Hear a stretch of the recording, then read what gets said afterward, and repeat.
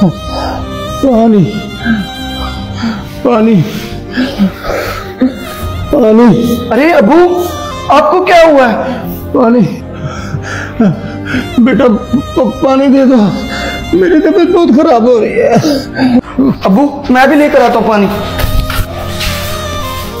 कहाँ जा रहे हो पानी लेके? अपने बाप को देना है? हाँ, उनकी तबीयत बहुत खराब है, उन्हें देने जा रहा हूँ पानी। रुको, आज बहुत अच्छा मौका है, तड़पने दो इनको ऐसे ही। बहुत अच्छा मौका हाथ चढ़ा है, सोचो कुछ जरा।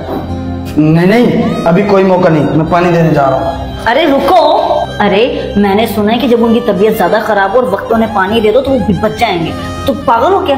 अच्छी बात है, मेरा रास्ता साफ हो जाएगा। मर जाएंगे ना तो जदाद तुम्हारे नाम ही हो जाएगी। पगले, अपने फायदे की बात नहीं कर रही, तुम्हारे फायदे की बात कर रही हूँ मैं। सोचो जरा, एक एक चीज के लिए तुम उसके मोहताज हो, ये सब प्रॉब्लम्स खत्म हो जाएंगी। रखो तुम ये पानी का गिलास और हम चल के दोनों उसकी तड़प देखते हैं। देखो कैसे तड़प तड़प के मर रहे हैं। तुम एक काम करो, ये मौका अच्छा, वकील को फोन करो, चलो।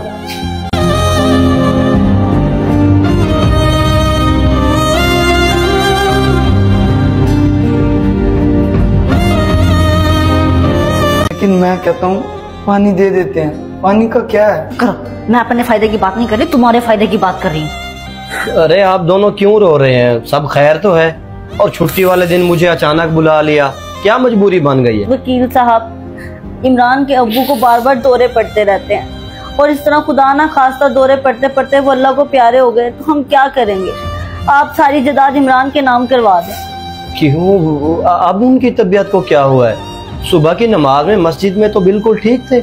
बस वकील साहब क्या बताएं, उनकी बीमारी ही ऐसी है कि उनको दौरे पड़ते रहते हैं और बर वक्त अगर उनको चीज ना मिले तो खुदा ना खास्ता वो अल्लाह को भी प्यारे हो सकते हैं। अल्लाह ना करे ऐसा हो। हाँ, वो हो जाएगी इसके नाम जायदाद, क्योंकि वारिस तो यही बनता है। लेकिन उन्होंने जो मुझे वसीयत लिखवाई है उसके मुताबिक उनके मरने के बाद ये इमरान वारिस बन सकता है, उनके जीते जी नहीं बन सकता। लेकिन कोई तो हल होगा, कोई तो हल निकालें वकील साहब। उनके बगैर तो हम बैंक से 10 रुपए तक नहीं निकाल सकते। ऐसा तो कभी नहीं हो सकता। हाँ, उनके मरने के बाद ही इमरान जायदाद का वारिस बन सकता है, ऐसे बिल्कुल भी नहीं। अरे प्लान का ना तूने सत्यानाश करवा दिया। अब वो मरेगा तभी जायदाद हमारे नाम होगी। हाँ तो क्या हुआ? अगर उसके मरने के बाद ही तुम्हारे नाम जायदाद होती है तो मार देंगे। ये लो तकिया, तुम्हारा बाप सो रहा है, वो जो वकील बात कह के गया ना, जाके उसको सच कर दो।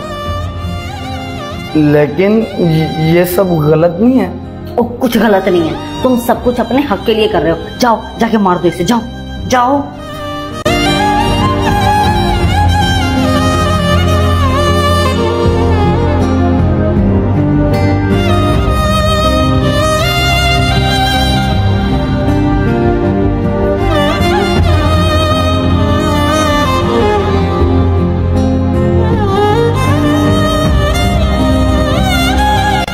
मारने आया मुझे?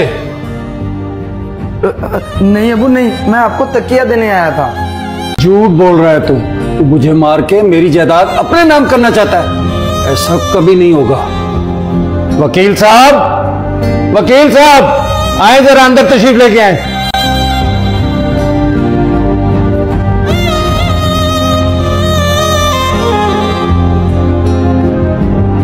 बिलाल साहब, निहायत ही अफसोस की बात है, आपका बेटा तो आपको जीते जी मारना चाहता था। ये तो आपकी किस्मत अच्छी है कि आप बच गए।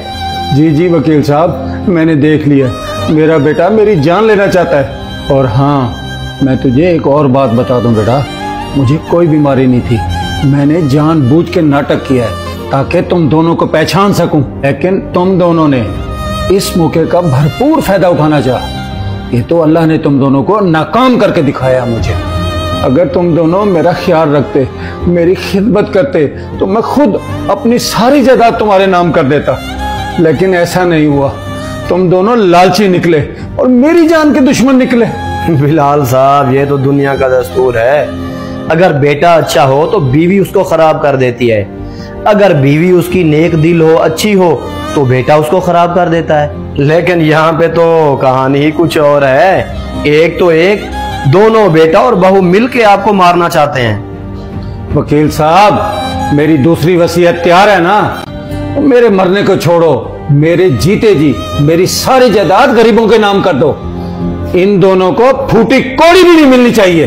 ठीक हो गया बिलाल साहब, जैसा आपका हुक्म। चलो तुम दोनों को बाप के कत्ल के इरादे के जुर्म में जेल की हवा खिलवाता हूं। चलो चल बीबी।